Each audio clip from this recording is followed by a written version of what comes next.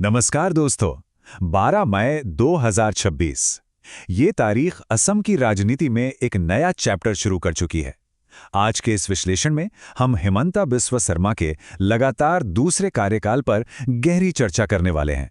देखिए, ये सिर्फ एक आम शपथ ग्रहण नहीं था, ये आने वाले 5 सालों के लिए एक बहुत बड़ा संकेत है। तो चलिए, बिना किसी देरी के सीधे मुद्दे पर आते हैं और इस नए सफर के हर पहलू को समझते हैं। अब इस स्टेटमेंट को जरा ध्यान से सुनिए। मुख्यमंत्री ने खुद कहा है कि पहला कार्यकाल तो बस एक ट्रेलर था, असली पिक्चर तो अभी बाकी है। एकदम सिनेमैटिक स्टाइल में, राइट? पर इसका मतलब क्या है? इसका सीधा सा अर्थ यह है कि 2021 से लेकर 26 तक सरकार ने जो भी काम किया वो बस एक फाउंडेशन थी, एक बुनियाद। अब इस नई पारी में उनके लक्ष्य और उनके एक्शन प्लान्स दोनों ही कहीं ज्यादा बड़े और एग्रेसिव होने वाले हैं। तो आज के इस विश्लेषण का रोडमैप क्या होगा? हम 6 मुख्य पॉइंट्स पर बात करेंगे। 1. ये ऐतिहासिक जनादेश। 2. उनका सुशासन और विचारधारा का मॉडल। 3. जाति, मति, भेती का मुद्दा। 4. आर्थिक विकास। 5. सामाजिक तनाव और विवाद। और आखिर में आगे की योजनाएं। हम इन बड़े विकास के लक्ष्यों और विवादों का बिल्कुल निष्पक्ष तरीके से आकलन करेंगे। चलिए शुरू करते हैं हमारे पहले पॉइंट से। 2026 का यह ऐतिहासिक जनादेश और असम में सत्ता की मजबूती। हाल ही में हुए चुनावों के नतीजे वाकई हैरान करने वाले थे। एकदम टोटल स्वीप जिसे कहते हैं। कुल 126 विधानसभा सीटों में से एनडीए ने सीधे 102 सीटों पर प्रचंड जीत दर्ज की। वहीं बाकी दलों के हिस्से में सिर्फ 24 सीटें आई हैं। ये आंकड़ा क्या बताता है? ये दिखाता है कि जनता का व्यापक समर्थन पिछले 5 सालों की नीतियों के साथ है और सत्ता पर अब उनकी पूरी तरह से पकड़ है। और इसी जीत के साथ यहां एक बड़ा इतिहास बन गया। हिमंता बिस्वा शर्मा असम के पहले ऐसे गैर कांग्रेस नेता बन गए हैं जो लगातार दूसरी बार इस कुर्सी पर बैठे हैं। सोचिए जरा, एक वक्त था जब ये राज्य किसी और पार्टी का सबसे मजबूत गढ़ माना जाता था और आज वहां राजनीतिक समीकरण पूरी तरह बदल चुके हैं। ये जीत सीधे तौर पर स्टेट में बीजेपी के वर्चस्व को और भी सॉलिड करती है। आगे बढ़ते हैं हमारे दूसरे खंड की तरफ, सुशासन और विचारधारा। यही है उनके दूसरे कार्यकाल का असली ब्लूप्रिंट। खैर, अब आप ये सोच सकते हैं कि ये सुशासन प्लस विचारधारा आखिर है क्या चीज़? देखिए, ये सरकार का एक बड़ा ही अनोखा पॉलिटिकल मॉडल है। इसमें एक तरफ तो रोड्स, ब्रिजेस और इकोनॉमी का डेवलपमेंट है और दूसरी तरफ मूल निवासियों की पहचान और सांस्कृतिक राष्ट्रवाद पर एकदम फियर्स फोकस।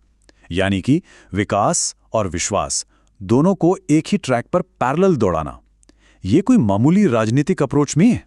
और ध्यान देने वाली बात यह है कि इसी फ्रेमवर्क ने पिछले 5 सालों में उन्हें पूरे नॉर्थ ईस्ट इंडिया में पार्टी का सबसे बड़ा और प्रमुख चेहरा बना दिया है। ये मॉडल सिर्फ स्टेट के अंदर हिट नहीं हुआ है, बल्कि इसने राष्ट्रीय राजनीति को भी काफी हद तक अपनी तरफ आकर्षित किया है। पॉइंट नंबर 3, जाति, मति, भेटी, यानी पहचान, जमीन और सुरक्षा। ये आइडियोलॉजी वाला हिस्सा है जहां मूल निवासियों के अधिकारों पर सबसे ज्यादा जोर दिया जाता है। नया कार्यकाल पहले टर्म की इन्हीं राष्ट्रवादी नीतियों को और एग्रेसिवली आगे बढ़ा रहा है। इलीगल इमिग्रेशन के खिलाफ लगातार कार्यवाही, कैटल प्रोटेक्शन एक्ट का सख्ती से पालन, बाल विवाह को रोकने के लिए कड़क कदम और बहुविवाह पर सख्त पाबंदी, ये सब पिछले 5 सालों में शुरू हुआ था, पर अब इसे एक नए स्केल पर जमीन पर उतारा जा रहा है। अब इस नंबर पर एक नजर डालिए, 5 लाख। ये एक बहुत ही अहम आंकड़ा है। सरकार का संकल्प है कि आने वाले समय में 5 लाख बीघा जमीन को अवैध कब्जे से मुक्त करवाया जाएगा। एक बहुत बड़ा, बहुत ही व्यापक बेदखली यानी इविक्शन ड्राइव चलने वाला है, जिसका सीधा मकसद राज्य की जमीन को मूल निवासियों के हित में वापस लेना है। चलिए अब थोड़ा आर्थिक पहलुओं को देखते हैं। खंड 4, आर्थिक विस्तार और आत्मनिर्भर असम की शुरुआत। अभी हमने जमीन के 5 लाख बीघा की बात की थी। अब एक और 5 लाख का आंकड़ा है, पर इस बार ये रुपए हैं। सरकार ने राज्य के युवाओं को नया बिजनेस शुरू करने के लिए 5 लाख रुपए की सीधी आर्थिक सहायता देने का फैसला किया है। ये अपने आप में एक बहुत बड़ा कदम है। और एक्चुअली इस योजना का स्केल देखिए। टारगेट है स्टेट के लगभग 10 लाख युवाओं को ये उद्यमिता सहायता प्रदान करना। इसके साथ साथ इंडस्ट्रीज और आधुनिक इंफ्रास्ट्रक्चर पर भी काफी हैवी फोकस है। ये सब उस आत्मनिर्भर असम विजन का हिस्सा है, जहां स्टेट को फाइनेंशियल तौर पर सेल्फ रिलायंट बनाने की कोशिश की जा रही है। पर जहां इतने बड़े बदलाव होते हैं वहां तनाव ना हो, ऐसा होना थोड़ा मुश्किल है। आते हैं पॉइंट नंबर 5 पर, सामाजिक ध्रुवीकरण और इन नीतियों से जुड़े विवाद। अब यहाँ मुद्दे के दो बिल्कुल अलग पहलू हैं, और ये जानना बहुत जरूरी है। एक तरफ सरकार का पूरा जोर इस बात पर है कि मदरसों को बंद करना या कब्जा की गई जमीन को वापस लेना मूल निवासियों के अधिकारों की रक्षा के लिए बिल्कुल लाजमी है। पर दूसरी तरफ आलोचकों का बड़ा स्पष्ट मानना है कि ये जो एग्रेसिव एविक्शन ड्राइव्स हैं और कुछ नीतियां हैं, वो स्पेसिफिकली माइनॉरिटी कम्युनिटीज को टारगेट कर रही हैं, जिससे सामाजिक तनाव और ध्रुवीकरण बढ़ रहा है।